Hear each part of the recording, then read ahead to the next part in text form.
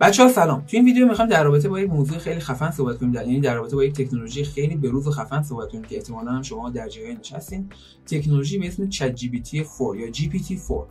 این GPT-4 که توسط شرکت محبوب به اسم OpenAI توسعه داده شده، یک ابزار خیلی قدرتمنده واسه کارهای روزمره ما. یعنی میتونیم باهاش پروژه‌مون انجام بدیم، میتونیم باهاش متن بنویسیم، میتونیم باهاش رزومه بسازیم، حتی میتونه به عنوان یک مشاور واسه ما عمل کنه، یعنی بهش مثلا مشکلاتمون رو بگیم و اونم به ما راهکار بگه. میتونه واسمون داستان بنویسه، میتونه واسمون شعر بنویسه، حتی واسه برنامه‌نویسا هم خب میتونه واسه پروژه‌هاشون نقش حیاتی داشته باشه و تو انجام و نوشتن کد بهشون کمک کنه. تو این ویدیو می‌خوام بیشتر در رابطه با این ابزار صحبت کنیم و با هم بررسیش کنیم و ببینیم که داستانش به چه صورته. پس تا انتهای این ویدیو با من همراه باشید.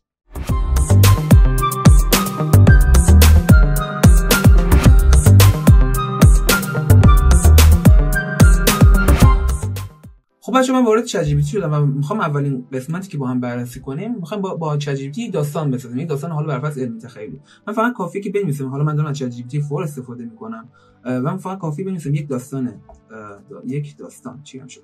داستان علمی تخیلی، مثلا درباره یک رباتی که به فضا عملاً میرود. یک رباتی که به فضا میرود واسم بنویس.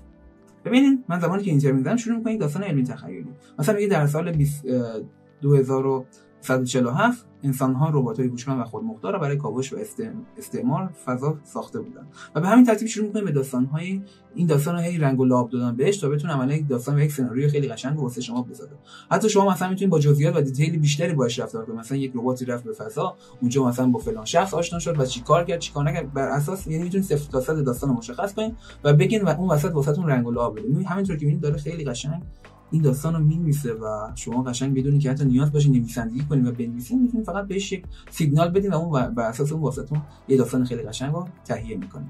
این قسمت خیلی مورد علاقه برنامه‌نویسا، مثلا کسایی که با پروژه سر کار دارن کد میزنن، این قسمت واقعا میتونه یکی از شگفتی‌های این بحث چت جی پی تی باشه. مثلا من بهش میگم نمیدونم یک برنامه خیلی ساده ام بزنم بنویسم. مثلا بهش میگم یک برنامه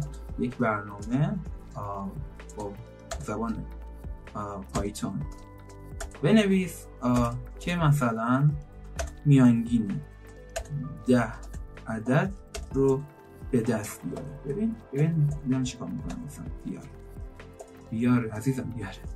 ببین یک برنامه شروع میکنه به نوشتن زبان پایتون که خیلی ترتمیز میاد 10 تا عدد از ورودی میگیره و شروع میکنه حساب کردن میانگین. چه برنامه خیلی ساده واسه من مینویسه. من حتی میتونم با دیتیل بیشتری با این رفتار کنم. یعنی مثلا میتونم بگم برنامه رو طوری بنویس که مثلا متغیرها با حروف کوچک باشه. در برنامه کامنت وجود نداشته باشه. نمیخوام تو برنامه کامنت وجود داشته باشه. در برنامه کامنت وجود نداشته باشه و به صورت فانکشن محور یا تابع محور باشه. ببینید حالا چیکار میکنه. برنامه دقیقاً همونطور که من میخوام واسم می‌نویسه. ببین کامنت ها رو کلا حذف کرده، متغیرها رو با حروف کوچیک نوشته و به صورت یک فانکشن نوشته. این کلمه دف رو می‌بینید اومده به صورت فانکشن نوشته. پس این هم از این شگفتی که این چت جی پی تی واسه برنامه‌نویسا عملاً به وجود آورده. این قسمت خیلی مورد پسند کسایی که عاشق شعرن و اون حالت ادبیات و شعر در وجودشون خیلی عملاً موج میزنه.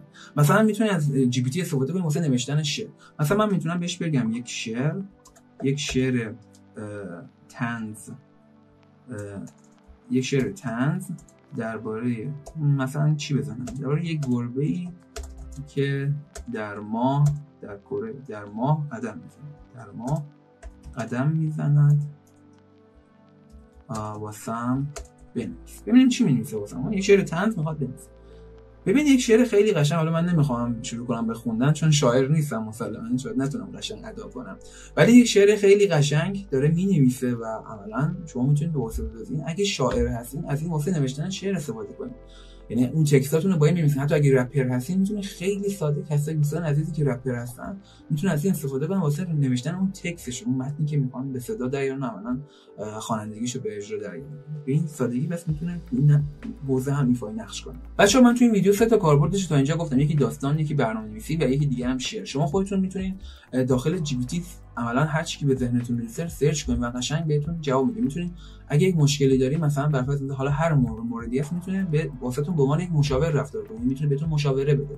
اگه حتی برنامه ورزشی میخواین، یعنی باشگاه میرین تا الان همیشه پول به مدیر مربی میدادین که واسهتون برنامه بده، میتونین به جی پی تی بگین و بگین من مثلا یه برنامه ورزشی میخوام بهم بده، مثلا هدفم ساخت سیکس پک، هدفم ساخت مثلا عضله بالا سرشانه، و بر اساس اون هدفی که دارین بهتون یک برنامه ورزشی خیلی خوب هم میده. حتی میتونین ازش برنامه غذایی هم بگیرین، اگه خب میخواین رژیم بگیرین یا میخواین تغذیه سالمی داشته باشین میتونین از چت جی پی تی عملاً برنامه بگیرین. خیلی توی این موضوع این پلتفرم قدرتمنده و ازتون میخوام حتما قدرت این پلتفرم رو تست و امتحان کنید.